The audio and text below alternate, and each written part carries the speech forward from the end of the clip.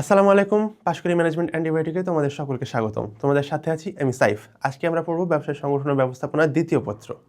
তো চলো আর দেরি না করে শুরু করে দিই। আজকে আমরা পড়তেছি ব্যবসা সংগঠন ও ব্যবস্থাপনার দ্বিতীয় পত্রের দ্বিতীয় অধ্যায়, ব্যবস্থাপনার নীতি। আচ্ছা, নীতি বলতে আমরা কি বুঝি? আমরা কোনো একটা কাজ করব, সেই কাজের জন্য যে আলটিমেট প্রসেসগুলো আছে, কোন কাজটা কিভাবে করতে হবে, অর্থাৎ সাধারণ নির্দেশ, এটাই হচ্ছে আমার নীতি। সো ব্যবস্থাপনার নীতি কি? ব্যবস্থাপনার কোন কাজ আমরা কিভাবে করব, সেটা সাধারণ যে নির্দেশ, সেটা হচ্ছে আমাদের ব্যবস্থাপনার নীতি। আমাদের হেনরি ফিওল, যিনি হচ্ছে আমাদের আধুনিক ব্যবস্থাপনার প্রবর্তক, আমাদের আধুনিক ব্যবস্থাপনার প্রবর্তককে আমরা প্রথম অধ্যায়ে পড়েছি হেনরি ফিওল। তাহলে আমাদের আধুনিক ব্যবস্থাপনার প্রবর্তক হেনরি ফিওল ব্যবস্থাপনার 14টি মূলনীতি প্রণয়ন করেন। কয়টি মূলনীতি? 14টি। তো চলো আমরা এবারে আমাদের মূলনীতিগুলো একটু খেয়াল করি। দেখো, আমাদের অ্যান্টিবায়োটিক্সে আছে ব্যবস্থাপনার নীতি হলো কার্য পরিচালনার সাধারণ নির্দেশ বা সাধারণ নির্দেশিকা। আর হেনরি ফিওল ব্যবস্থাপনার 14টি মূলনীতি প্রণয়ন করেন। কয়টি মূলনীতি? 14টি। দেখো, আমাদের একটি মূলনীতি হচ্ছে আদেশের ঐক্য। আদেশের ঐক্য নীতি আসলে কি? একজন কর্মীর আদেশদাতা হবেন কেবলমাত্র একজন। দেখো, একজন কর্মীর আদেশদাতা হবেন কেবলই মাত্র একজন। তো আমাদের যদি প্রশ্ন আসে যে একজন কর্মীর আদেশদাতা হবেন কেবলই একজন, এটা হেনরি ফিওলের কোন নীতি অনুসরণ করে, তাহলে আমরা বলতে পারবো আদেশের ঐক্য নীতি। কোন নীতি? আদেশের ঐক্য। এবার আমাদের যদি বলে নির্দেশনার ঐক্য নীতি বলতে কি বোঝায়? অর্থাৎ আমাদের আলটিমেট গোল একটা, সেই গোলের জন্য আমরা যে নির্দেশগুলো প্রদান করি সেটাই হচ্ছে আমাদের নির্দেশনা। সো আমাদের নির্দেশনার ঐক্য নীতি বলতে হচ্ছে আমাদের যতগুলো নির্দেশনা আছে সবগুলো ফোকাস করবে আমাদের কি গোলকে, এটাই হচ্ছে আমাদের নির্দেশনার ঐক্য নীতি। দেখো, নির্দেশনার ঐক্য বলতে একই লক্ষ্যের কাজগুলোর জন্য একটি পরিকল্পনা থাকবে। অর্থাৎ লক্ষ্য এক, যতই নির্দেশনা থাকুক আমাদের আলটিমেট লক্ষ্য একটাই। কার্য বিভাজন, যে কোনো কাজকে ছোট ছোট ভাগে ভাগ করে দক্ষতা বৃদ্ধি করা। তাহলে আমরা যে কোনো কাজকে ছোট ছোট ভাগে যে ভাগ করি সেটাই হচ্ছে আমাদের কার্য বিভাজনের নীতি। এবং এই কার্য বিভাজন কেন করা হয়? দেখো, দক্ষতা বৃদ্ধি করার জন্য। অর্থাৎ কোনো কাজকে যদি আমরা ছোট ছোট ভাগ করে করি তাহলে আমরা এটার এফিসিয়েন্সি বৃদ্ধি করতে পারি। এই কারণে আমাদের কার্য বিভাজনের নীতি। আমরা দেখি আমাদের পরবর্তী নীতি কি আছে। দেখো, এখানে আমাদের 14 principles of management by Henri Fayol. So এখানে দেখো আমাদের centralisation, decentralisation, scalar chain, order, equity, আমাদের এতগুলো আসলে মুখস্থ রাখার দরকার নেই। আমাদের যতগুলো লাগবে আমরা ততগুলাই আসলে পড়বো। চলো দেখি আমাদের 14 প্রিন্সিপালস অফ হেনরি ফিওলের পরবর্তী নীতি, জোড়াময় শিকলের নীতি। আচ্ছা, জোড়াময় শিকল বলতে আমরা কি জানি? আমরা সাধারণত একটা মই আঁকি আগে। দেখো 1 2 3। সো মই দেখো স্টেপ বাই স্টেপ। আমি যদি আপার স্টেপে উঠতে চাই আমাকে প্রথমে লোয়ার স্টেপ, তারপরে মিডল স্টেপ, দেন হচ্ছে আমার আপার স্টেপে যেতে হবে। সো জোড়াময় শিকলের নীতিটাই আসলে ব্যবস্থাপনার কমান্ড বা নির্দেশ আদেশের ঐক্য কোন ফ্লোতে আসবে সেটা হচ্ছে আমাদের জোড়াময় শিকলের নীতি। দেখো, উচ্চ স্তর থেকে নিচের স্তর, আবার নিচের স্তর থেকে উপরের স্তর।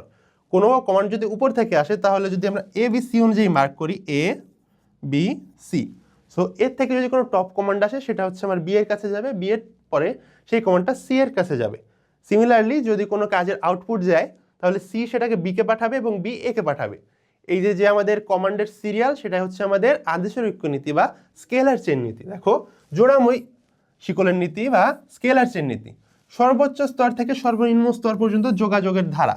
অর্থাৎ আপার টু বটম যে আমাদের যোগাযোগের ধারাটা আছে সেটাই হচ্ছে আমাদের স্কেলার চেইন বা জোড়াময় শিকলের নীতি। একতাই বল, আমরা পড়েছি না যে 10-এর লাঠি 1-এর বোঝা। সো আমরা যদি একতাবদ্ধ হই আমরা যে কোনো কাজকে খুব সহজে করে ফেলতে পারবো। শৃঙ্খলার নীতি, কেন্দ্রীকরণ বিকেন্দ্রীকরণ। আচ্ছা, কেন্দ্রীকরণ এবং বিকেন্দ্রীকরণ এই দুইটার দিকে আমরা একটু ফোকাস করি। কেন্দ্রীকরণটা কি ভাই? কেন্দ্রীকরণ হচ্ছে আমাদের যে টপ ম্যানেজমেন্ট থেকে আদেশগুলো আছে, অর্থাৎ ব্যবস্থাপনার গুরুত্বপূর্ণ যে ডিসিশন সেগুলো যদি টপ ম্যানেজমেন্ট হোল্ড করে তার পাওয়ার বা কর্তৃত্ব, তাহলে সেটাকে আমরা বলি কেন্দ্রীকরণ নীতি বা সেন্ট্রালাইজেশনের নীতি। আর যদি সেই পাওয়ার যদি আমাদের লোয়ার ম্যানেজমেন্ট বা নিচের স্তরের ব্যবস্থাপনায় থাকে তাহলে সেটাকে আমরা বলি বিকেন্দ্রীকরণ নীতি। তাহলে আমাদের প্রশ্ন কিভাবে আসতে পারে? দেখো, গুরুত্বপূর্ণ সিদ্ধান্ত গ্রহণের ক্ষমতা ঊর্ধ্বতনের হাতে রাখা, এটাকে কি বলে? দেখো, ঊর্ধ্বতন অর্থাৎ টপ ম্যানেজমেন্ট, তাহলে এটাকে আমরা বলবো সেন্ট্রালাইজেশন। আর যদি গুরুত্বপূর্ণ সিদ্ধান্ত গ্রহণের ক্ষমতা নিম্ন স্তরে ছড়িয়ে দেওয়া হয় তাহলে সেটাকে আমরা বলবো বিকেন্দ্রীকরণ নীতি। অর্থাৎ আমার প্রতিষ্ঠানের জন্য কিন্তু শুধুমাত্র কেন্দ্রীকরণ এবং শুধুমাত্র বিকেন্দ্রীকরণ দুইটাই কিন্তু আসলে উপকারী নয়, দুইটারই কোনো ব্যাড সাইড ইফেক্টস আছে। নমনীয়তা কি? নমনীয়তা বলতে সাধারণত বোঝা যাচ্ছে খাপ খাইয়ে নেওয়ার ক্ষমতা। অর্থাৎ আমাদের ফ্লেক্সিবিলিটি থাকবে, যে কোনো সময় আমরা আমাদের পরবর্তী স্টেপ যাওয়ার জন্য যদি কোনো ডিফিকাল্টিস আছে আমরা সহজে সেটা উতরে যেতে পারি। আমাদের সাম্যনীতি কি এবং নিয়মানুবর্তিতা। সাম্য বলতে আমরা কি বুঝি? সকলকে সমান চোখে দেখা, অর্থাৎ প্রতিষ্ঠানের যত কর্মী আছে সকলকে সেম ভাবে ইভ্যালুয়েট করা, কারোর প্রতি পক্ষপাতমূলক আচরণ না করা। নিয়মানুবর্তিতা কি? যে কোনো প্রতিষ্ঠানের যে নিয়ম আছে, প্রত্যেকটা প্রতিষ্ঠানের আলাদা আলাদা নিয়ম থাকে। যেমন তোমার প্রতিষ্ঠানে থাকতে পারে যে কলেজের ড্রেস পরে তোমার কলেজে যেতে হবে, সো সেই নিয়মটা মেনে চলা হচ্ছে নিয়মানুবর্তিতা। পারিশ্রমিকের নীতি এবং সাধারণ স্বার্থে। আচ্ছা, পারিশ্রমিকের নীতি কি? প্রতিষ্ঠানের যে কর্মীরা আছে তারা যদি প্রপার একটা পারিশ্রমিক বা রেমুনারেশন পায়, তারা তো কাজ করতে আগ্রহী হবে। সো যদি আমি তাদের পারিশ্রমিক ভালোভাবে নিশ্চিত করতে পারি, সেটা হচ্ছে আমাদের পারিশ্রমিকের নীতি। এবার দেখো আমাদের সাধারণ স্বার্থে ব্যক্তিগত স্বার্থ ত্যাগ, এটি একটা প্রতিষ্ঠানের জন্য সবচেয়ে গুরুত্বপূর্ণ নীতি।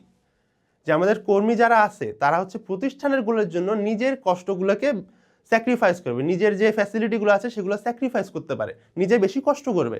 সেটা হচ্ছে আমার সাধারণ স্বার্থে ব্যক্তিগত স্বার্থ ত্যাগ, অর্থাৎ আমার ব্যক্তিগত স্বার্থের থেকে আমার প্রতিষ্ঠানের গোল যে স্বার্থ সেটাকে উপরে দেখা, সেটা হচ্ছে আমার সাধারণ স্বার্থে ব্যক্তিগত স্বার্থ ত্যাগের নীতি। উদ্যোগ, স্থায়িত্ব, গ্যাং প্ল্যাঙ্ক। দেখো আমার গ্যাং প্ল্যাঙ্ক এটা কি? জরুরি প্রয়োজনে শিকল ভেঙে সরাসরি যোগাযোগ করা। আমরা দেখি যে একটা প্রতিষ্ঠানে আমরা জোড়াময় শিকলের নীতি ফলো করা হয়, অর্থাৎ যদি এ বি সি ডি চারজন থাকে, ম্যানেজমেন্টের কর্তৃত্বের প্রবাহ যদি এরকম লম্বালম্বি হয়, অর্থাৎ এর থেকে বি, বি এর থেকে সি, সি এর থেকে ডি, এমন যদি হয় তাহলে হচ্ছে আমার যে কোনো decision A B C D অর্থাৎ পর্যায়ক্রমিক আসবে, এবং ডি যদি কোনো আমাদের ডিসিশন উপর স্টেজে পাঠাইতে চাই তাহলে হচ্ছে ডিসিবিএ, এভাবে চলবে। এটা হচ্ছে আমাদের জোড়াময় শিকলের নীতি। এখন যদি আমি এই নীতিকে ব্রেক করি, রুল ভায়োলেট করি, মনে করো ডি ডাইরেক্ট বি কে কোনো কাজের রিপোর্ট করছে, তার প্রতিবেদন জমা দিয়েছে, যখন আমি এটা ব্রেক করলাম আমার জোড়াময় শিকল, তখন সেটাকে আমরা বলি গ্যাং প্ল্যাঙ্ক। দেখো গ্যাং প্ল্যাঙ্ক, জরুরি প্রয়োজনে, যে কোনো ধরনের জরুরি প্রয়োজন হতে পারে, প্রতিষ্ঠানের সিন্ডিকেট বা অনেক ইস্যুস থাকে, তো জরুরি প্রয়োজনে শিকল ভেঙে সরাসরি যোগাযোগ করা, সেটা হচ্ছে আমার গ্যাং প্ল্যাঙ্ক নীতি। আদেশের ঐক্য ভঙ্গ হলে প্রতিষ্ঠানের বিশৃঙ্খলা দেখা যায়, অর্থাৎ চেইন অফ কমান্ড যেটা থাকে আমাদের আদর্শের ঐক্য, সেটা হচ্ছে আমার যদি ভঙ্গ হয় তাহলে হচ্ছে প্রতিষ্ঠানে বিশৃঙ্খলা দেখা যায়, একজন একভাবে কাজ করে। ব্যবস্থাপনা নীতিগুলো কোনো ধ্রুব সত্য না, এগুলো স্থান ও কালভেদে পরিবর্তনশীল। আমরা দেখেছি ব্যবস্থাপনা সার্বজনীন, ব্যবস্থাপনা নমনীয়, অর্থাৎ ব্যবস্থাপনার নীতিগুলো স্থান কালভেদে পরিবর্তন করা যায়। এবার চলে দেখি আমাদের পূর্ববর্তী বছরে এই অধ্যায় থেকে কি কোশ্চেন আসছে। আমাদের পূর্ববর্তী বছরে আসছে ঊর্ধ্বতন থেকে নিম্নস্তর পর্যন্ত যোগাযোগের নিরবিচ্ছিন্ন ধারা। তাহলে ঊর্ধ্বতন থেকে নিম্নস্তর যোগাযোগের নিরবিচ্ছিন্ন ধারা, আমাদের কর্তৃত্বের ফ্লোটা কি? আপওয়ার্ড অ্যান্ড ডাউনওয়ার্ড, ঊর্ধ্বতন থেকে নিম্ন স্তরে।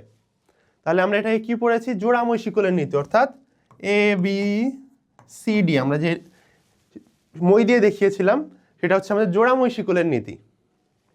তাহলে প্রতিষ্ঠান ঊর্ধ্বতন স্তর থেকে নিম্ন স্তরের যোগাযোগের নিরবিচ্ছিন্ন ধারাকে আমরা বলি কোথায় হচ্ছে আমাদের জোড়াময় শিকলের নীতি। আর যদি আমাদের এই নিম্ন স্তরের নিরবিচ্ছিন্ন ধারা ভঙ্গ, যদি আমরা বলি এটাকে ভঙ্গ করা, অর্থাৎ প্রতিষ্ঠানের উচ্চ স্তর থেকে নিম্ন স্তর পর্যন্ত যোগাযোগের নিরবিচ্ছিন্ন ধারাকে যদি আমরা ভঙ্গ করি, তখন সেটাকে আমরা কি বলবো? Gang Planck. সো আমাদের জোড়াময় শিকল যখন ভঙ্গ করি তখন সেটা হয়ে যায় আমাদের গ্যাং প্ল্যাঙ্ক। সেইভাবে দেখবা আমাদের শিটে আমাদের প্রত্যেকটা অধ্যায়ের নিচে 15টা করে এমসিকিউ দেওয়া আছে, এবং এমসিকিউ সবগুলো ইনফরমেটিভ ব্যাখ্যা দেওয়া আছে। আমাদের যেখানে নিচে ব্যাখ্যাগুলো থাকে সেই ব্যাখ্যায় দেখবা এক্সট্রা ইনফরমেশন অনেক ক্ষেত্রে আমরা দিয়েছি। সো এগুলো আমাদের সলভ করলে এই অধ্যায় থেকে আমাদের যে কোশ্চেন আসুক আমরা সলভ করতে পারবো।